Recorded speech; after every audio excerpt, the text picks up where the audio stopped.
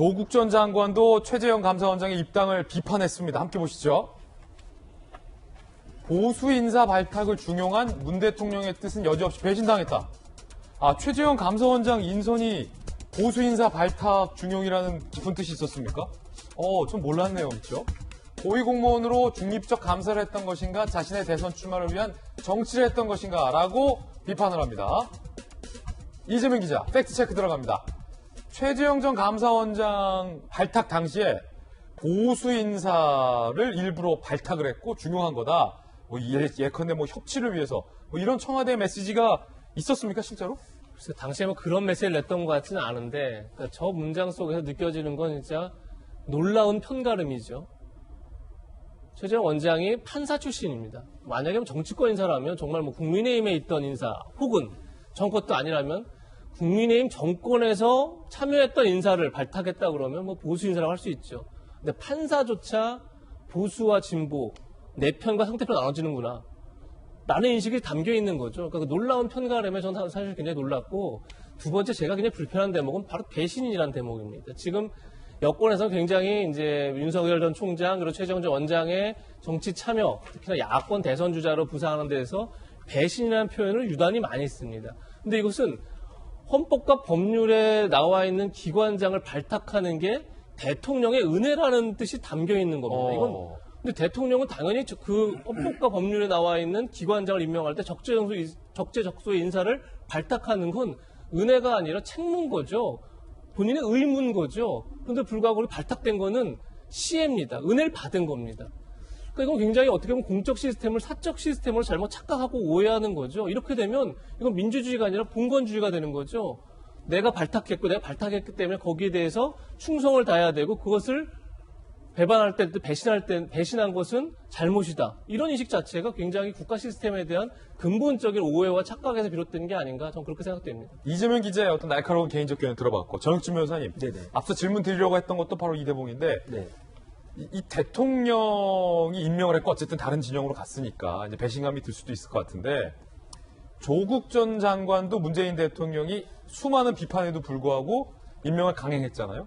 최재형 원장도 문재인 대통령이 임명한 거고, 문재인 대통령 입장에서는 상대 당의 대권 주자가 된 최재형 감사원장이 더 배신감을 느낄까요? 아니면 내가 믿고 임명을 강행했는데 정경심 교수나 다른 어떤 이 조국 사태 이렇게 1심 유죄가 나온 거에서 더 배신감을 느낄까요?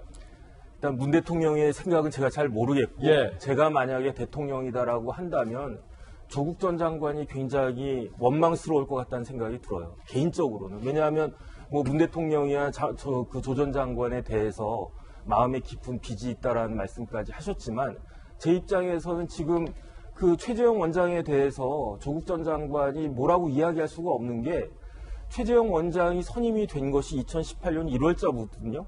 그 당시에 민정수석이 누구였습니까? 조국 전 민정수석이었다고요. 그러니까 자기가 뽑아놓고, 그러니까 물론 이제 임명은 대통령이 하셨지만 자기가 대통령께 적극적으로 청구해서 이거는 정말로 훌륭한 사람이고 문제가 없는 사람이고, 감사원을, 그 다음에 그 당시에 야인도 변호사도 아니었고 현직 고위 법관이었단 말이에요. 민정수석실에서 하는 게 그런 일이니까. 그렇죠. 그러니까 또 조국 전 장관이 서울대 법대 교수 출신이었으니까 최재형 원장이 어떤 분인지 또 대학 선배이기도 하고 잘 알았을 거예요. 그렇기 때문에 최적임자다. 그 다음에 그때 또 그 최재형 원장이 선임됐을 때 모든 사람들이 진짜 잘된 인사다, 그렇게 생각을 했었는데, 지금 결국에 와서 이런 결과가 난 것에 대해서 먼저 이렇게 반성을 해야지, 지금 이렇게 됐다고 해가지고 배신당했다느니 그 다음에 심지어 친일파라는 이런 이야기 하는 것들이 얼마나 사람들한테 공감을 얻을 수 있을 것인가 하는 생각이 또 듭니다. 자, 두 분의 개인적 견해 들어봤고요. 그렇다면 윤석열 전 총장은 최재형 전 감사원장의 입당을 어떻게 바라보고 있을까요? 이야기 들어보시죠. 전략이라기보다 정치를 하시는 분들의 각자의 선택을 저는 다 존중합니다.